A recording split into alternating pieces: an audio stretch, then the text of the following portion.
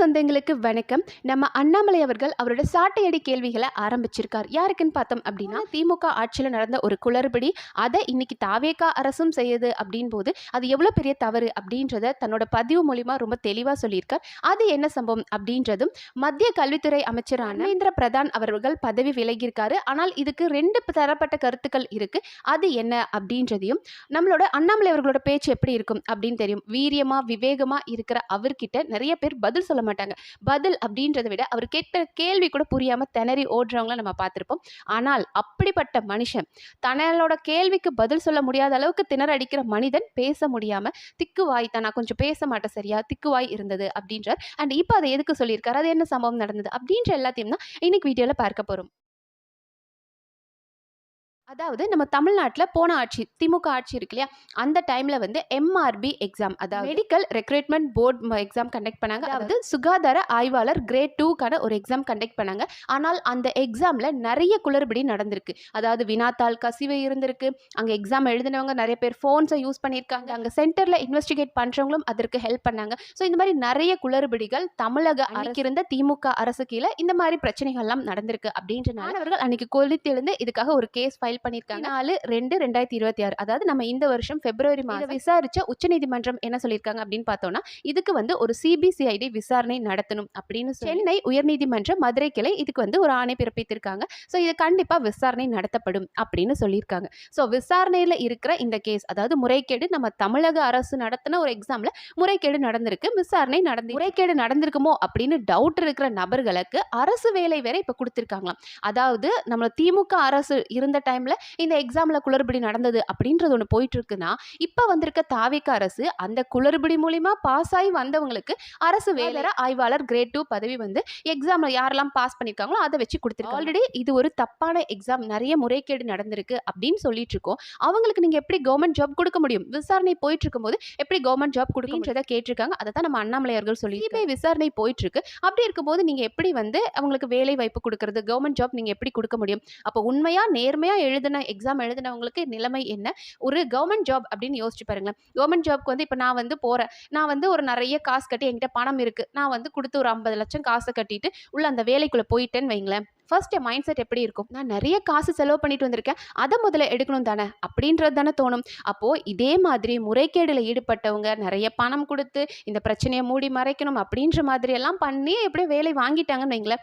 நாளைக்கு அவங்களுக்கு இப்படிப்பட்ட ஆட்களுக்கு அரசு பணி கொடுக்கும்போது அவங்க நம்மளை எப்படி பார்ப்பாங்க? நம்மளை ஒரு ஏடிஎம் மிஷினாக தான் பார்ப்பாங்க. நம்ம கிட்ட இருந்து எப்படி காசை கறக்கலாம்னு தானே பார்ப்பாங்க. பொதுமக்களுக்கு சேவை பண்ணுற மனப்பான்மை இருக்குமா?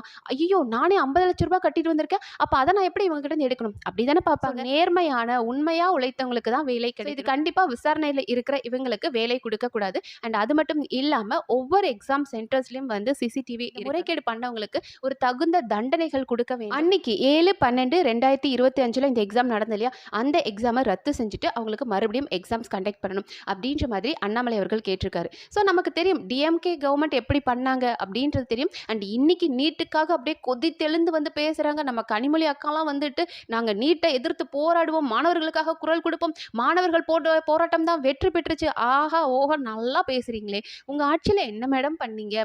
நீட்டு சூட்சமம் எங்களுக்கு தெரியும், நீட்டை எப்படி ஒழிக்கணும் அப்படின்னு சொன்னீங்க. 5 வருஷம் ஆட்சி பண்ணி, ஆனால் இப்ப வந்து இதை வச்சு நீங்க அரசியல் பண்றீங்க. அப்போ உங்க பீரியட் டைம்ல எத்தனை குளறுபடி நடந்திருக்கு, அதுக்கெல்லாம் வாய் திறக்கவே மாட்டீங்க இல்லையா? இதை வச்சுதான் அரசியல் பண்ணுவீங்க, தெரிஞ்சதானேங்க. இந்த பிரச்சனை நீட் ப்ராப்ளம் அப்படின்றது ரொம்ப எஸ்கலேட் ஆகி போயிட்டே இருந்தது. அதனால வந்து நம்மளோட மத்திய கல்வித்துறை அமைச்சரான தர்மேந்திர பிரதான் பதவி விலகியிருக்கார்.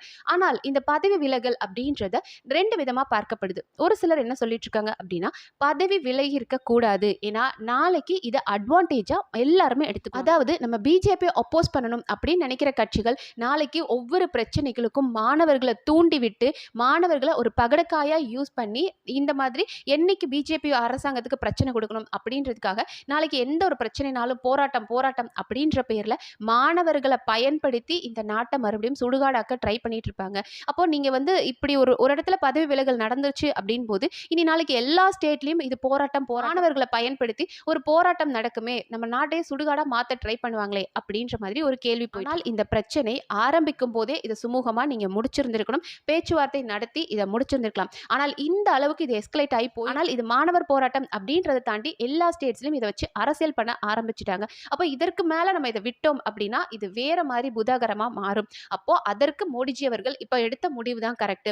இவர் தர்மேந்திர பிரதான் பதவி விலகுனனால தான், ஏன்னா அக்கௌண்டபிலிட்டி எடுங்க அப்படின்னு எல்லாரும் கேட்கறாங்களே, அதனால இந்த பதவி விலகல் இது கூட ஒரு ராஜதந்திரம் தான் அப்படின்றாங்க. ஆனால் இந்த ராஜதந்திரத்தை தானே அண்ணாமலை அவர்களும் அண்ணாமலை அவர்கள் அன்னைக்கு பேசும்போது அப்படியே எல்லாரும் கொதிச்செழுந்து, அண்ணாமலை பத்தீங்களா பிஜேபி அப்போஸ் பண்ணி பேசுறாரு, உடனே பதவி விலக முடியுமா, எல்லாரும் நாளைக்கு பூச்சாண்டி காட்டுவானுங்க, பயம் காட்டுவாங்க, அதுக்காக பதவி விலக முடியுமா அப்படின்ற மாதிரி நிறைய பேர் பேசினாங்க. பட் அண்ணாமலை அவர்கள் என்ன சொன்னாரு, இந்த பிரச்சனை ஆரம்பத்திலே நீங்க சுமூகமா முடிச்சிருக்கணும், ஆனால் இன்னைக்கு இது ஒரு கட்டத்தை நோக்கி போயிட்டு இருக்கு அப்படின் போது ஆப்வியஸா அக்கௌண்டபிலிட்டி எடுங்க. ஏன்னா நீட் அப்படின்றது இந்தியால அதை வச்சு ஒரு அரசியல் பண்ணிட்டு இருக்காங்க. பிஜேபியை அப்போஸ் பண்ணணும் அப்படின்னு நினைக்கிற அவங்க பிஜேபியோட எதிரி கட்சிகள் இதை வச்சு ஒரு விளையாட்டு விளையாடிட்டு இருக்காங்க, அரசியல் விளையாட்டு விளையாடுறாங்க. அப்படின்னு இதை நீங்க அரசியல் ஆக்க விடாம இதை முடிச்சிருந்திருக்கணும். பட் இன்னைக்கு இது எந்த அளவுக்கு எலிவேட் ஆயிடுச்சு அப்படின் போது அக்கௌண்டபிலிட்டி எடுக்கிறதால் மட்டும்தான் அந்த மாணவர்களை ஒரு சமாதானப்படுத்தி ஒரு சூழ்நிலைக்கு கொண்டு போனால்தான் இதை வச்சு அந்நிய சக்திகள், நம்ம இந்தியாவையே கூறுபடும் நினைக்கிற தீவிரவாதிகள், இவங்க எல்லாருமே பின்னாடி இருந்து ஃபண்டிங் பண்ணிட்டு இருக்காங்க. அப்ப இதை எஸ்கலேட் பண்ண விடாதீங்க அப்படின்றதான சொன்னார். மாணவர்களுக்கும் இது உங்க மாணவர் போராட்டம் அப்படின்றத தாண்டி இது வேற இடத்துக்கு ஹைஜாக் பண்ண விட்டுறாதீங்க அப்படின்னாரு. பட் அதற்கு நிறைய பேர் பேசினாங்க. ஏன் நம்ம தமிழ்நாட்டுல எல்லாம் எடுத்துக்கிட்டோம் அப்படின்னா நம்ம அண்ணாமலையை விமர்சிக்கிறதே பார்த்தோம் அப்படின்னா பிஜேபி காரங்களா தான் இருக்காங்க. அதுலயும் நம்மளோட மாரிதாஸ் அண்ணெல்லாம் எடுத்துக்கிட்டோம் அப்படின்னா மாரிதாஸ் அண்ணனுக்கு எப்போதுமே அண்ணாமலை அவர்களை பெருசா பிடிக்காது. எப்போதுமே அண்ணாமலை அவர்கள் என்ன செஞ்சா சொல்றது அப்படின்ற மாதிரி மாரிதாஸ் அண்ணா பண்ணிட்டு, ஆனால் அண்ணாமலை அவர்களை விமர்சிக்கிறேன் அப்படின்ற பேர்ல மாரிதாஸ் அவர்கள் ரொம்ப மோசமா பேசியிருந்தாரு. ஏன்னா அப்படின்னா இதெல்லாம் ரொம்ப கீழ்த்தரமா நீ நடக்க, என்ன அப்படின்னு பார்த்தோம்னா அவர்கள் வந்து பேச்சுவார்த்தை மாணவர்கள் கிட்ட பேச்சுவார்த்தை நடத்தல அப்படின்னு உனக்கு தெரியுமா. நட்டா அவர்கள் பார்த்தோம் அப்படின்னா காக்ரோச் ஜனதா பார்ட்டியோட அபிஜித் கிட்ட பேசினாரு. ஆனால் இந்த பேச்சுவார்த்தை ரொம்ப காலதாமதமானது, ரொம்ப லேட்டா இந்த பிரச்சனை வேற அளவுக்கு எஸ்கலேட் ஆனதுக்கு அப்புறம் தான் நட்டா அவர்கள் பேசினார் அப்படின்னு நமக்கு தெரியும். அதை தான் அண்ணாமலை அவர்கள் நீங்க ஆரம்பத்திலே இதை முடிச்சிருந்திருக்கணும், மாணவர் போராட்டம் அப்படின்றது தாண்டி இது வேற ஒரு கட்டத்துக்கு போகுது, அதை அப்பவே முடிச்சிருந்திருக்கலாமே அப்படின்னு தானே கேட்டாரு. அண்ட் இவர் மாரிதாஸ் ஒரு குற்றச்சாட்டு வச்சுக்கிறாரு. என்ன அப்படின்னா 5 வருஷத்துல ஏதோ 3 தடவை வந்து எக்ஸாம் இந்த மாதிரி குளறுபடி நடந்துச்சு நீ அப்படின்னு சொல்றியா, அதெல்லாம் கிடையாது, 2 வருஷம் தான். உண்மையில 2 வருஷம் தான் நடந்துச்சா அப்படின்னு பார்த்தோம்னா 2022ல பீகார் இந்த ஸ்டேட்ல எல்லாம் பார்த்தோம் அப்படின்னா ஆள் மாறாட்டம் நடந்திருக்கு அப்படின்ற ஒரு குற்றச்சாட்டு. 2024ல பார்த்தோம் அப்படின்னா பீகார், குஜராத், ஜார்க்கண்ட் இங்கெல்லாம் வந்து வினாத்தாள் கசிவு அப்படின்ற ஒரு குற்றச்சாட்டு வந்தது. 2025ல பார்த்தோம் தான் பீகார் இங்கேயும் குற்றச்சாட்டு வந்தது. அதாவது குற்றச்சாட்டு அப்படின்றது வருஷம் இந்த மாதிரி வினாத்தாள் கசிவு, ஆள் மாறாட்டம், இல்ல ஃபேக் சர்டிபிகேட் கொடுக்குறாங்க இப்படின்ற குற்றச்சாட்டுகள் வந்துட்டே தான் இருந்தது. நீங்க சொல்ற மாதிரி 2 வருஷம் இல்ல சார், 2 வருஷம் பெருசா பேசப்பட்டது. ஆனால் பல ஆண்டுகள் இந்த மாதிரி குற்றச்சாட்டுகள் நம்ம எல்லாருக்கும் ரொம்ப நல்லா தெரியும். நீட் அரசியல் அப்படின்றது எந்த அளவுக்கு போயிட்டு இருக்கு அப்படின்னு. அப்போ இதுக்கு நீங்க எந்த அளவுக்கு கேர்ஃபுல்லா இருக்கணும். இப்போ தர்மேந்திர பிரதான் அவர்கள் பதவி விலகினதுக்கு காரணம் பெரிய சர்ச்சையான ஒரு தேர்வு தான் நீட். இதை வச்சு எப்படிப்பட்ட அரசியல் நடக்குதுன்றது தெரியும். அப்போ நீங்க அதுல எவ்வளவு விழிப்புணர்வோட இருக்கணும். இப்போ இவர் வந்து பதவி விலகிட்டார் அப்படின்றதுனால நாளைக்கு இந்த போஸ்டிங்ல யார் வர பெரிய பொறுப்பு இருக்கு அப்படின்றத அவங்க புரிஞ்சு, இந்தியால இப்படியெல்லாம் ஒரு அரசியல் நடக்குது, அப்ப அதுக்கு தகுந்த மாதிரி நம்ம எவ்வளவு விழிப்புணர்வோட அப்படின்ற ரெஸ்பான்சிபிலிட்டி வேணும் அப்படின்றதுக்காக தான் அண்ணாமலை அவர்கள் அந்த அக்கௌண்டபிலிட்டி நீங்க எடுங்க அப்படின்னு சொன்னாரு. அண்ட் அண்ணன் மாரிதாஸ் அவர்கள் சொன்னதுல எனக்கு ரொம்ப பெரிய ஒரு வருத்தமான விஷயம் என்ன அப்படின்னு பார்த்தோம்னா இதுதான் நன்றி கெட்டத்தனம். அதாவது ஒருமையில பேசுறாரு, நீ வான்னு பேசுறாரு, நன்றி கெட்டத்தனம் அப்படின்னு சொல்றாரு.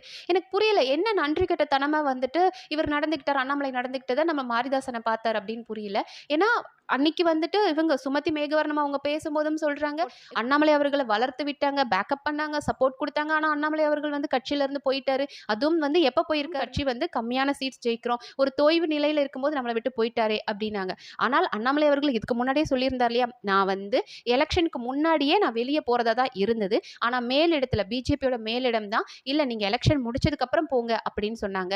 அதனால ஒரு தொண்டனா நான் இருந்து என்னோட வேலைகளை செஞ்சேன் அப்படின்னாரு. அப்போ அவரு எலெக்ஷனுக்கு முன்னாடியே போகணும்னு ஆசைப்பட்டாரு. தலைமை தான் வந்து பிஜேபியோட தலைமை தான் வந்து நீங்க இருங்க அப்படின்னு சொன்னதுனால அவர் இருந்தார். அண்ட் பேக்கப் பண்ணும் எனக்கு புரியலையே, தமிழ்நாட்டில் பிஜேபியோட நிலைமை என்ன அப்படின்றது நமக்கு தெரியும் இல்லையா. அண்ணாமலை அவர்கள் வந்ததுக்கு அப்புறம் தான் பிஜேபி வளர்ந்தது. அதுக்கு முன்னாடி வரைக்கும் என்ன சொல்லிட்டு இருந்தாங்க, பிஜேபி மேல ஒரு பெரிய மத சாயம் பூசினாங்க. அதாவது நம்ம பிஜேபி மத்திய அரசு என்ன பண்ணாலும் அது ஒரு குற்றச்சாட்டா வச்சு அதை வச்சு அரசியல் பண்ணிட்டு பிஜேபியை வளரவே விடாம வச்சிருந்தாங்க நம்ம தமிழ்நாட்டில். ஆனா அண்ணாமலை அவர்கள் தான் வளர்த்து விட்டாருன்றது நமக்கு தெரியும். அப்படி அப்படி இருக்கும்போது இவர் கேட்கிறாரு நன்றி கெட்ட தனம் அப்படின்றாரு நம்ம மாரிதாசன். எனக்கு புரியல, என்ன நன்றி கெட்ட தனம் உங்களுக்கு அவர் பண்ணிட்டாரு? இந்த கட்சியை வளர்த்து அவருக்கு தான் நீங்க நன்றியா இருந்திருக்கணும். பிஜேபி தமிழ்நாட்டுல வளர்ந்ததுக்கு அண்ணாமலை அவர்கள் காரணம் அப்படின்னு உங்களுக்கு தான். மாரிதாசனா எப்படி இவ்வளவு பெரிய ஒரு குற்றச்சாட்டு வைக்கிறார் அப்படின்னு எனக்கு தெரியல. நன்றி கெட்ட தனம் அப்படின்னு நீங்க அண்ணாமலை அவர்களை சொல்லலாமா? தமிழ்நாட்டுல அண்ணாமலை அவர்களால தான் பிஜேபி வளர்ந்தது அப்படின்றது பலருக்கும் தெரியும். என் மண் என் மக்கள் அப்படின்ற மூலியமா மக்கள் கூட எவ்வளவு கனெக்ட் ஆனார், பிஜேபி எந்த அளவு கடைக்கோடி மக்களுக்கும் கொண்டு போய் சேர்த்தார் அப்படின்றது தெரியும். ஆனால் அப்படி இருந்தும் உங்களுக்குலாம் என்ன காழ்ப்புணர்ச்சி அவர் மேல? வந்து ரொம்ப நாள் இருக்கிறோம், ஆனா நம்மளை விட ஒரு யங் பிளட் வந்து நல்லா பெர்ஃபார்ம் பண்ணுது, போல்டா பெர்ஃபார்ம் பண்றாங்க அப்படின் போது அது உங்களுக்குலாம் பொறாமையா இருந்தது. அண்ணாமலை அவர்களுக்கும் மாரிதாஸ் அவர்களுக்கும் எப்போதுமே முட்டிக்கும், அது நமக்கு தெரிஞ்சதுதான். ஆனால் அவரை நன்றி கெட்ட தனம்னு சொல்றது, நீ வா போன்னு பேசுறது, அதுக்கும் நம்ம கொள்கை கோட்பாட்டுக்கும் எதிரியா நிறைய பேர் இருப்பாங்க. நம்மளோட இந்த தேசிய ஒருமைப்பாடை கெடுக்கணும் அப்படின்ற எதிரி கட்சிகளை நீங்க விமர்சிக்கிறீங்க அப்படின் போது வா போன்னு நீங்க பேசுறீங்க, சரி ஒரு கோபத்துல பேசுறீங்க அப்படின்னு சொல்லலாம். ஆனால் அண்ணாமலை அவர்கள் உங்க கூடவே இருந்து பிஜேபியை வளர்த்து விட்டு கடைசியில அவருக்கு அங்கீகாரம் கிடைக்காம அவர் நினைச்ச மாதிரி இருக்க முடியாம கூட்டணிக்காக அதிமுக அப்படின்ற ஒரு கட்சி கூட கூட்டணி வைக்கணும் அப்படின்றதுக்காக அண்ணாமலை அவர்களை ஓரம் கட்டினீங்க. அதுக்கப்புறமும் இது மேல இருந்தோம் அப்படின்னா நம்மளால செயல்பட முடியாது அப்படின்றதுக்காக நாகரிகமா சொல்லிட்டு வெளியே வந்த ஒரு மனுஷனை எப்படி சார் உங்களால இப்படி பேச முடியுது? அண்ட் நீ யாரு என்ன அப்படின்னு எங்களுக்கு தெரியும் அப்படின்றார். சார் உங்களுக்கு என்ன சார் அவரை பத்தி தெரியும்? அவர் வந்து அவரோட அறிவை பத்தி தெரிஞ்சுக்கணும், அவரோட படிப்பை பத்தி தெரிஞ்சுக்கணும் அப்படின்னா ஒரு சாதாரண ஏழ்மையான குடும்பத்துல பிறந்து முன்னேறி வந்து ஐபிஎஸ் ஆனார். போலீஸ் ஆனதுக்கு அப்புறம் கர்நாடகால போய் அவர் யாரு அப்படின்னு கேளுங்க, அவரோட ஒவ்வொரு விஷனும் எப்படி இருந்தது. அங்க இருக்கிற மக்கள், நம்ம தமிழ்நாட்டு மக்கள் அப்படின்னாலே கர்நாடகா மக்களுக்கு பிடிக்காது. ஆனால் அப்படிப்பட்ட மக்கள் கிட்ட கூட கர்நாடகா சிங்கம்ன்ற பேரை வாங்குற அளவுக்கு நேர்மையா கடமை உணர்வோட ஒரு போல்டான டிசிஷன் எடுக்கிற ஒரு ஐபிஎஸ் ஆஃபீஸரா அவர் அங்க இருந்தார். இன்னைக்கும் அந்த மக்கள் எங்க கிட்ட அண்ணாமலையை கொடுத்து அப்படிப்பட்ட ஒரு இளைஞர் வேணும் அப்படின்றாங்க. சோ அந்த அளவுக்கு நீங்க கேக்குறீங்களா, யார் நீ அப்படின்றீங்களா? மத்தவங்க கிட்ட போய் கேட்டு பாருங்க சார், அண்ணாமலை யார் அப்படின்றது உங்களுக்கு புரியும். உங்களுக்கு பிடிக்கல, காழ்ப்புணர்ச்சி இருக்கு அப்படின்னா அதுக்காக இந்த அளவுக்கு விமர்சிக்கணும். கூட சேர்ந்த பயணிச்சவங்களையா இந்த அளவுக்கு விமர்சனம் காயப்படுத்தணும்? ஏன் மாரிதாசனா நீங்க இந்த அளவுக்கு இறங்கக்கூடாது அப்படின்றதா என்னோட வேண்டும். பூதாகரப்படுத்துறாரு, பேப்பர் லீக்கேஜ் அப்படின்றதெல்லாம் நடக்காத ஒண்ணா, எல்லா இடத்துலயும் தான் நடக்குது, பூதாகரப்படுத்துறாரு அப்படின்றாங்க. சார் பூதாகரப்படுத்தணும் அப்படின்றது கிடையாது, இது நீட் எக்ஸாம் அப்படின்றதே ஒரு பூதாகரமா தான் பார்க்கப்படுது. அதுவும் நம்ம தமிழ்நாட்டுல அது ஒரு பெரிய பூதம் மாதிரி தான் பார்க்கப்படுது. அதை வச்சு ஒரு பெரிய அரசியல் நடந்துட்டு இருக்கு. அப்போ அப்படிப்பட்ட ஒரு அரசியல் நடக்கிற ஒரு சர்ச்சையான ஒரு பரீட்சையா தான் நீட் இருக்கு அப்படின் போது அதுல இன்னும் நீங்க கவனமா இருங்க அப்படின்றதான் அண்ணாமலை அவர்கள் சொன்னாரு. ஏன்னா இதுல தேவையில்லாத விரோதிகள், அந்நிய சக்திகள் உள்ள வராங்க. ஆப்வியஸ்லி நமக்கு தெரியும் எத்தனை எதிரி நாடுகள் இதுக்கு ஃபண்டிங் பண்ணிட்டு இருந்தாங்க அப்படின்றது தெரியும். நிறைய ஃபேக் நியூஸ் ஸ்ப்ரெட் பண்ணாங்க, ஃபேக் வீடியோஸ் நிறைய ஸ்ப்ரெட் ஆச்சு. அதுவும் பாகிஸ்தான்ல இருந்து இந்த சதி வேலைகள் எல்லாம் நடந்திருக்கு அப்படின்றாங்க. மாணவர்களை அடிச்சிட்டாங்க, மாணவர்களை காயப்படுத்திட்டாங்க, இப்படின்ற மாதிரி நிறைய நரேட்டிவ் ஆன்லைன்ல பார்த்தோம் அப்படின்னா நிறைய வீடியோ சர்க்குலேட் ஆயிடுச்சு. இந்த அளவுக்கு இந்த பிரச்சனை வளர விடக்கூடாது அப்படின்றதான் அண்ணாமலை அவர்கள் சொன்னார். தயவு செஞ்சு நீங்க மாரிதாஸ் அண்ணா, உங்க மேல ஒரு பெரிய மரியாதை இருக்கு. நீங்க பிஜேபிக்காக எப்போதுமே ஆதரவா நிப்பீங்க, டேட்டாவோட பேசுற ஒரு மனிதர் தான். ஆனால் நமக்குள்ளேயே அடிச்சுக்கிறது ஒரு பெரிய வேலையே கிடையாது. நிறைய வேலை இருக்கு, எதிரி கட்சிகள் இருக்கு. அவங்க வந்து இப்ப நம்ம இந்தியாவை பிரிக்கிறதுக்கு இங்க ஒரு அந்நிய சக்திகளோட வேலை நடந்தது இல்லையா, அது யார், என்ன சம்பவம், திமுக தமிழ்நாட்டுல அவங்க எப்படி திமுகவாகட்டும் இல்ல தாவேக்கா வச்சு எப்படி அரசியல் பண்றாங்க அப்படின்றத பேசுறதை விட்டுட்டு அண்ணாமலை அவர்களை தான் நான் டார்கெட் பண்ணுவேன் அப்படின்னு நீங்க பேசுனீங்கன்னா பதில் சொல்ல வேண்டியது எங்க கடமை, நாங்களும் பேச வேண்டியது. அண்ட் அடுத்த நம்ம சுமதி மேகவர்ணம் அவர்கள் வந்து அன்னைக்கு ஒரு இன்டர்வியூல பேசும்போது சொல்றாங்க, அண்ணாமலை அவர்கள் கிட்ட இருந்து அந்த ஒரு கூட்டம், அதாவது பிஜேபியில இருந்து அண்ணாமலை ஒரு இயக்கம் தொடங்கினதும் கொஞ்சம் பேர் போனாங்க இல்லையா, அவங்களாம் திருப்பி மறுபடியும் பிஜேபி கிட்டே வந்துட்டு இருக்காங்க அப்படின்னு சொன்னாங்க. அதற்கு காரணம் என்ன அப்படின்னு பார்த்தோம்னா, அவர் வந்து சொன்னார் இல்லையா, நான் வந்து என்னோட மத நம்பிக்கை இருக்கு, அதை வீட்டில் வச்சு நான் பூட்டிட்டு தான் போவேன் அப்படின்னு சொன்னார் இல்லையா, அதனால பலரும் எங்க கிட்ட வெளியே மறுபடியும் அவர்கிட்ட இருந்து மறுபடியும் எங்க கிட்டே வந்துட்டு இருக்காங்க, திரும்புறாங்க அப்படின்றாங்க. அப்ப நீங்களே என்ன சொல்ல விரும்புறீங்க? அப்ப மத நோக்கத்தோட தான் பிஜேபியில சில ஆட்கள் இருக்காங்க அப்படின்னு நீங்க சொல்றீங்களா? ஏன்னா மேடம் தான் சொல்றாங்க, அவர் வந்து மதத்தை உள்ள வச்சு பூட்டிடுவேன்னு சொன்னதுனால அவர்கிட்ட இருந்து திரும்பி வந்துட்டு இருக்காங்க அப்படின்னாங்க. மேடம் அவங்க அதுக்காகலாம் வரல. நம்ம அண்ணாமலை அவர்கள் பார்த்தோம் அப்படின்னா முதல்ல இயக்கம் ஆரம்பிக்கணும், அங்க இருக்கிறவங்களுக்கு பயிற்சி கொடுக்கணும், அடிப்படை அரசியல், உலக அரசியல் எல்லாமே தெரிஞ்சிருக்கணும். அவங்க நம்ம நாட்டுக்காக போராடுற மனப்பான்மை இருக்கணும், தியாக மனப்பான்மை இருக்கணும், சேவை மனப்பான்மை இருக்கணும். இப்படி எல்லா பயிற்சியும் கொடுத்து அவங்கள தயார்படுத்திட்டு தான் அரசியலுக்கு கொண்டு வந்து நிறுத்துவேன் அப்படின்னார். பட் ஒரு சிலர் பார்த்தோம் அப்படின்னா, நீங்க எவ்வளவு நாள் தான் இப்படி என்ஜிஓவே வச்சுட்டு இருப்பீங்க, எப்ப கட்சி தொடங்குவீங்க, எப்ப எங்களுக்கு பொறுப்பு தருவீங்க அப்படின்ற மாதிரி அவசரப்பட்டாங்க. அப்படி பொறுப்பு வேணும், எனக்கு வந்து ஒரு பதவி ஆசைக்காக இருக்கிறாங்க அப்படின்றவங்க வேண்டாம்னு அண்ணாமலை அவர்கள் சொல்லியிருந்தார். அதனாலதான் ஒரு சிலர் வந்து அவரை விட்டு வெளியே வந்தாங்க. இவர் கூட இருந்தோம்னா நம்ம எப்ப வந்து பதவிக்கு வர முடியும், நேர்மையாருன்றாரு, நமக்கு அது செட் ஆகாது அப்படின்னு போனவங்க திரும்பி வந்துட்டாங்களே தவிர சொல்ற மாதிரி வேற ஒரு காரணங்களுக்காக திரும்பி நம்மளோட அண்ணாமலை அவர்களோட கேள்வி பதில் அப்படின்றதெல்லாம் எப்படி இருக்கும், எவ்வளவு வீரியமா விவேகமா இருக்கும் அப்படின்றது நமக்கு தெரியும். ஆனால் அண்ணாமலை அவர்கள் சின்ன வயசுல இருக்கும்போது அவருக்கு சரியா பேச்சு வராதான், திக்குவாயா இருந்தார். வார்த்தையை கூட உச்சரிக்க முடியாத அளவுக்கு அவர் இருந்தாராம். அப்போ அவரோட ஸ்கூல் டீச்சர் ஒருத்தங்க சொன்னாங்களாம், சரிடா தம்பி நீ வந்து உனக்கு பேச முடியல அப்படின்னு தான் நம்ம ஸ்கூல் அசம்பிளில நியூஸ் பேப்பர் படிக்கணும் அப்படின்னாங்களாம். ஸோ அவருக்கு ரொம்ப பயமா இருந்ததா, எனக்கு சரியா பேச்சு வராது, திக்குவாயா இருக்கு அப்படின்னு. அதெல்லாம் இல்ல, நீ பேசு அப்படின்னு. முதல் 1 வாரங்கள் தன்னை பார்த்து சிரிச்சாங்களாம், 2 வாரங்கள் சிரிச்சாங்களாம், 1 மாசம் ஆகும்போதும் தன்னை பார்த்து கிண்டல் பண்ணாங்களாம். ஒரு 6 மாசத்துக்கு அப்புறம் ஓரளவுக்கு என்னால பேச முடியும்ன்ற நம்பிக்கை எனக்கு வந்தது அப்படின்றார். அதாவது தன்னோட பலவீனம், பேச்சு தன்னோட ஒரு பலவீனமா இருந்தது. ஆனால் அத ஒரு ஆசிரியர் தனக்கு சொல்லிக் குடுத்து, அத தான் மாத்தி தன்னோட பலமா மாத்தியிருக்காரு. அதனால அவர் இளைஞர்கள் கிட்ட சொல்றது என்ன அப்படின்னா, உங்களோட பலவீனம் எதுமோ அத நீங்க பலமா மாத்தணும். ஏன்னா இன்னைக்கு இருக்கிற மாணவர்களோட மனநிலை எப்படி இருக்கு, இன்னைக்கு வந்து சின்ன பசங்கள வந்து ரொம்ப ஜென்டில் பேரண்டிங் தான் பண்ணணும், அடிக்கக்கூடாது, திட்டக்கூடாது, அவங்க கேட்டதுமே ஒரு விஷயம் அவங்களுக்கு கிடைக்கும் அப்படின்ற மாதிரி குழந்தைகளை ரொம்ப தட்டி தட்டி கொடுத்து அவங்களுக்கு எதையுமே அக்செப்ட் பண்ணிக்க முடியல. ஒரு அக்செப்டிங் மென்டாலிட்டியா இல்லாம இருக்கு. உங்களுக்கு வாழ்க்கையில அவமானங்கள் வரலாம், தோல்விகள் வரலாம். ஆனால் அதுல இருந்து நீங்க எப்படி எழுந்து வரணும் அப்படின்ற மாதிரி தன்னோட வாழ்க்கையில இருந்து அவர் சொன்ன விஷயம் எனக்கு ரொம்ப பயங்கர இன்ஸ்பிரேஷனா. பேச முடியாது அப்படின்ற ஒரு மனிதர் கூட இன்னைக்கு அவரை பார்த்து நிறைய பேர் பேச பயப்படுற அளவுக்கு அந்த பலவீனத்தை பலமா மாத்திருக்கார் அப்படின்றத எனக்கு உங்ககிட்ட ஷேர் பண்ணணும் அப்படின்னு தோணுச்சு. நீங்க சொல்லுங்க, அண்ணாமலை அவர்கள் எப்போ வந்து பிஜேபி விட்டு வெளியே வந்தாரோ அதற்கப்புறம் அவரை பிஜேபி காரங்களே விமர்சிக்கிறத பத்தி உங்களோட பார்வை என்ன அப்படின்றதையும், தர்மேந்திர பிரதான் அவர்கள் பதவி விலகுனதை பத்தி நீங்க என்ன நினைக்கிறீங்கன்றத கமெண்ட் செக்ஷன்ல சொல்லுங்க. அண்ட் இந்த மாதிரியான அரசியல் நிகழ்வுகள் தெரிஞ்சுக்கிறதுக்கு நம்ம சேனலை சப்ஸ்கிரைப் பண்ணி சப்போர்ட் பண்ணுங்க. நன்றி.